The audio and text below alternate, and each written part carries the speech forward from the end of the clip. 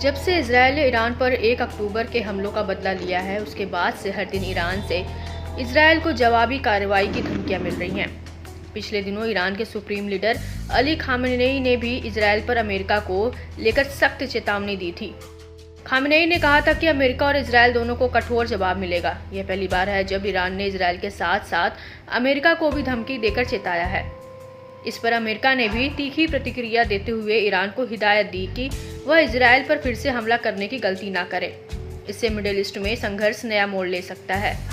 बीते दिनों ईरान के सुप्रीम लीडर के शीर्ष सलाहकार ने भी बड़ा दावा किया था। कमाल खर्राजी ने कहा था कि यदि ईरान को अस्तित्व का खतरा होता है तो वह अपनी परमाणु नीति की समीक्षा कर सकता है। ऐसे में ईरान से आ रही परमाणु धमकियों और संभावित हमलों के बीच अमेरिका ने बड़ा ऐलान किया है। अमेरिका के इस ऐलान से मिडिल ईस्ट की जंग और बढ़ने की भी आशंका जताई जा रही है। ईरान अमेरिका के इस कदम को भड़काऊ तक कह चुका है। वहीं अमेरिका ने इजराइल की रक्षा के मकसद से ये कदम उठाने का फैसला लिया है।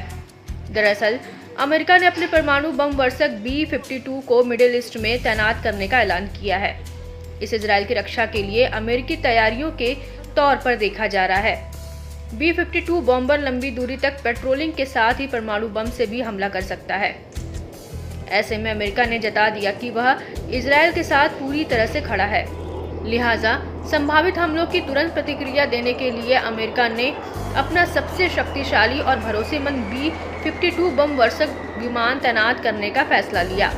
इसके अलावा अमेरिका ने लड़ाकू विमान, ईंधन भरने वाले विमान और नौसेना युद्धपोत तैनात करने की भी घोषणा की है।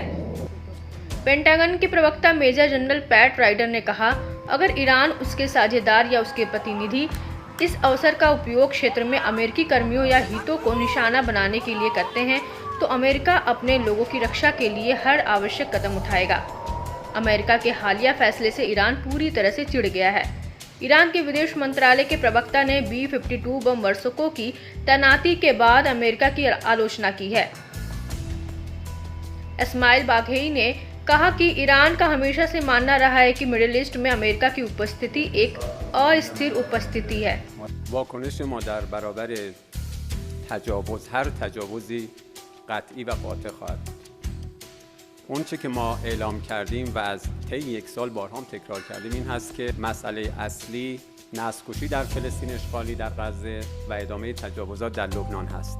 مادامی که این وضعیت وجود داره منطقه در معرض تشدید ناامنی و گسترش جنگ است. مادامی که با حضور نیروهای بیگانه به ویژه آمریکا مواجه است با مشکل و با تنش مواجه خواهد ماند. قطعاً بر عزم و اراده ما در دفاع از خودمون تأثیری نخواهد داشت، ولی فکر میکنم بیش از پیش کشورهای منطقه رو باید به این نتیجه برسونه که برای دفاع از امنیت و ثبات منطقه لازم هست با همدیگر و با کمک همدیگر موضوعات منطقه‌ای رو به پیش ببرد. बता दें कि ईरान ने इजरायली हमलों का करारा जवाब देने की कसम खाई है। ईरान के शीर्ष नेता इजरायल को उसी की भाषा में जवाब देने को उतारू हैं। हाल में ईरान के राष्ट्रपति मसूद पेजेश्कियन ने कहा कि ईरान के पास मिसाइलें हैं, इसलिए इजरायल हम पर हमला करने की हिम्मत नहीं करेगा।